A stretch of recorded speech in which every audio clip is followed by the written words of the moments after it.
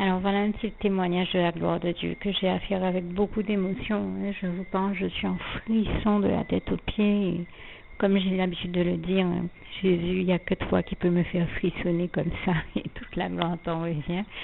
Et vous voyez, je suis même en train de partager un moment d'intimité avec le Seigneur, avec vous. Et vraiment, je prends la parole juste pour humblement rendre grâce et gloire à l'Éternel, mon Dieu, à Jésus et à son Saint-Esprit, parce que je viens de voir au journal de 20h, ce soir, 1er septembre 2013, qu'on parlait de Nelson Mandela. Et ça m'a beaucoup touchée parce que Dieu m'a mis à cœur depuis qu'on parle de sa maladie, de ces temps-ci, son hospitalisation, de prier pour lui. Et je sais que nous sommes des milliers de personnes sur terre qui le faisons. J'ai un certain âge, mais je suis encore jeune. Enfin, en tout cas, j'appartiens à cette génération qui chantait Free Nelson Mandela. Et j'entends encore ces chansons dans ma tête, cette chanson qui faisait Free Nelson Mandela. Et en tout cas, je peux vous dire que voilà un homme qui, j'estime, a vraiment une histoire extraordinaire. Et je rends grâce et gloire à Dieu pour l'avoir délivré de sa prison. Je crois que nous étions des millions de personnes à espérer sur terre qu'il soit libéré. Et je rends grâce et gloire à Dieu qu'il a libéré à l'époque. Et concernant son état de santé actuel, eh bien, dès que j'ai appris par les informations, par voie de presse qu'il était malade, eh bien, Dieu m'a mis à cœur de prier pour lui et pour qu'il soit rétabli.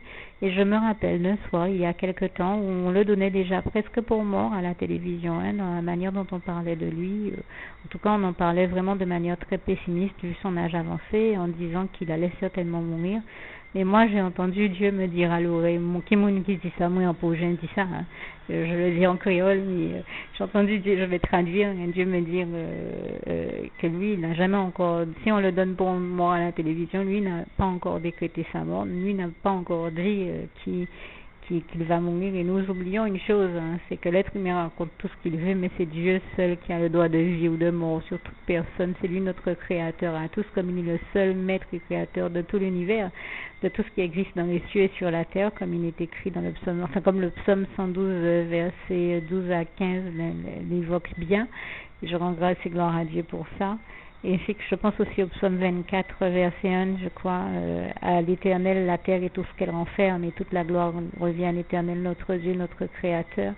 Eh bien, Dieu démontre encore aujourd'hui sa gloire, puisque je sais que moi, comme bien d'autres, nous l'avons prié, dans le sens que Nelson Mandela, en tout cas, aille mieux.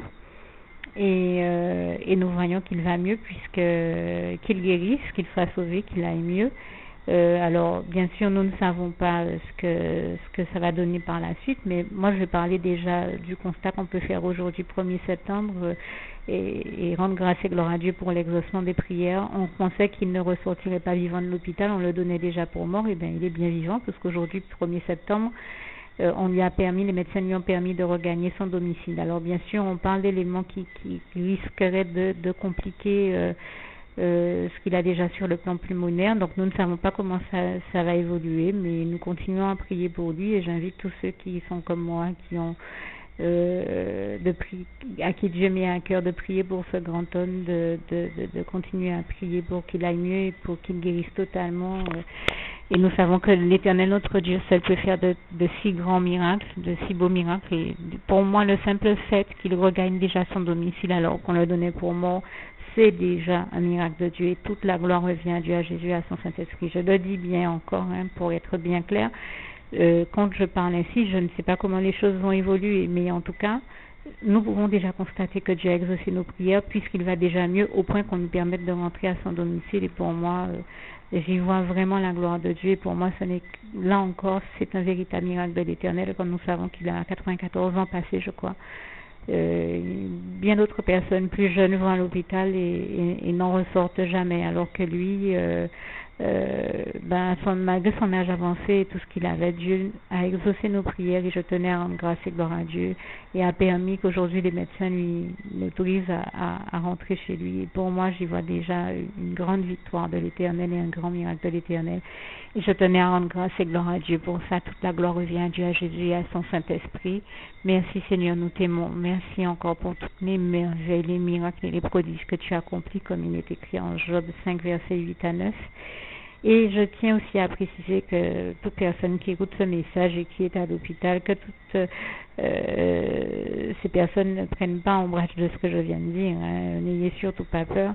Ça ne signifie pas que vous ne sortirez pas de l'hôpital. Hein. Nous le savons très bien. Je rends grâce et gloire à Dieu qui est celui qui nous guérit de toute maladie, comme il est écrit dans le psaume 103, versets 3 à 4. Enfin, j'aime bien lire depuis le verset 2, donc du verset 2 à 4. Et donc faites confiance à Dieu et soyez certains que si Dieu vous a dit qu'il allait vous guérir, vous a promis la guérison. Dieu est le seul que je connaisse qui tienne toujours ses promesses et que j'ai toujours vu guérir tous ceux qui l'imploraient et qui se tournaient vers lui, et je lui rends grâce et gloire. Et pour qui, dans le cas de qui c'était encore possible bien sûr, mais nous savons que tout est possible à Dieu comme il est écrit en Marc 10 verset 27. Donc que ceux qui écoutent ce message et l'entendent n'y voient point, n'y entendent point de choses négatives, mais plutôt un encouragement et une invitation à tenir bon et à la persévérance, car nous savons que Dieu nous délivre toujours de toute douleur, de toute maladie, de toute infirmité, de tout ce dont nous avons besoin de l'être, et je lui rends grâce et gloire pour ça. Qu'il vous bénisse tous. À bientôt.